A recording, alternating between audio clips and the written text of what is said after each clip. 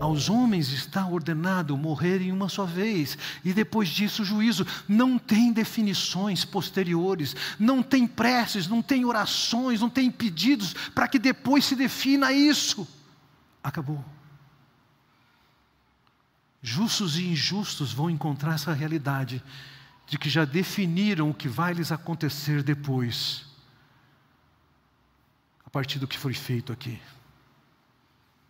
A situação é crítica, não tem alívio e não tem perspectivas de mudança. É lógico que o rico não deixou de pensar em alternativas. Ele diz, versículo 27, ele respondeu: então ele suplica, pai, manda Lázaro ir à casa de meu pai.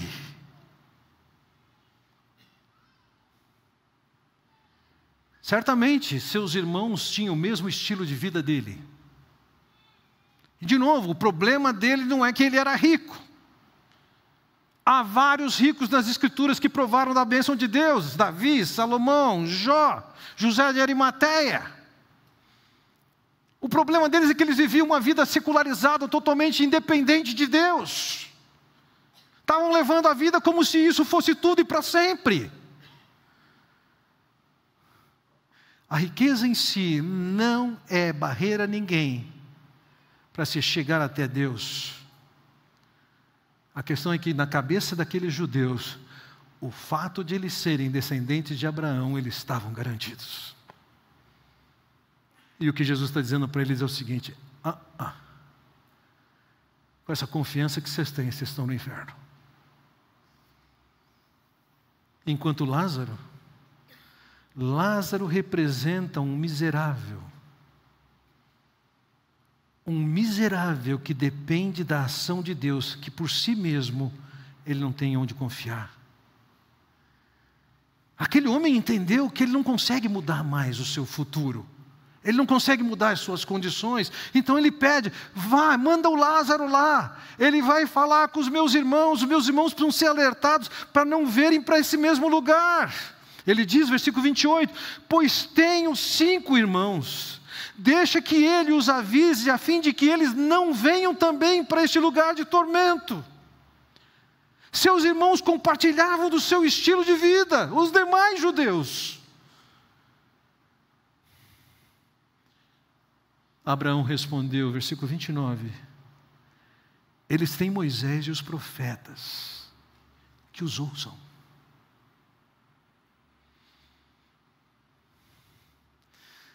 A teologia de Abraão aqui é muito clara.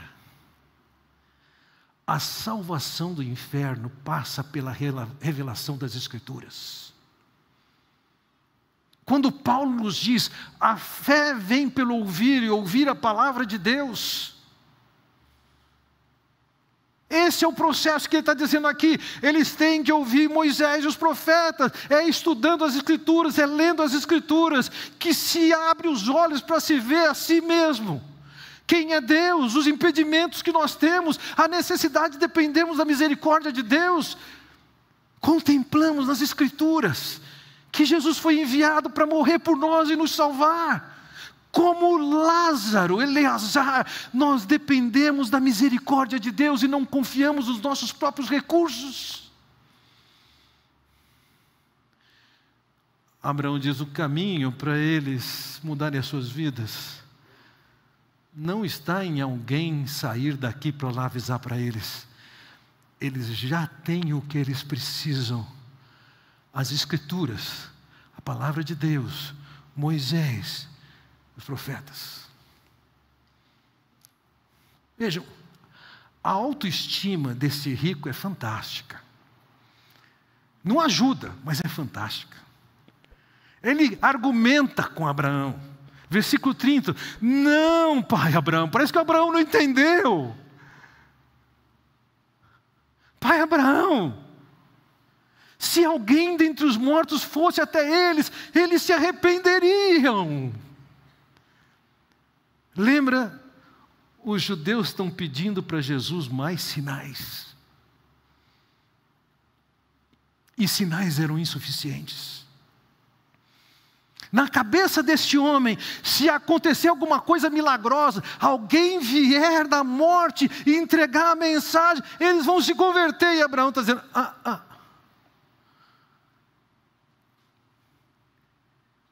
Aquele povo tinha visto milagres como nunca se viu ao longo da história. E eles estavam racionalizando, justificando os milagres de uma maneira terrível, clamando por mais milagres. Você pode achar que se acontecer um milagre as pessoas se convertem. Mas o milagre que Deus tem para fazer é quando você olha para a palavra e aquela palavra convence que você é um pecador. Convence da graça de Deus. Convence da obra de Cristo. Essa palavra que leva você a se colocar de joelhos e depender única e exclusivamente do socorro divino através do Senhor Jesus Cristo.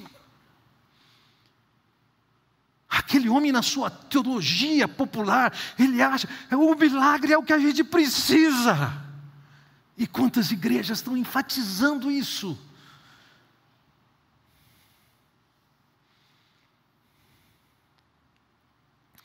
Ele insiste, ele discorda da proposta de Abraão, ele fala com Abraão, e Abraão responde, versículo 31, se não ouvem a Moisés e aos profetas, tampouco se deixarão convencer, ainda que ressuscite alguém dentre os mortos.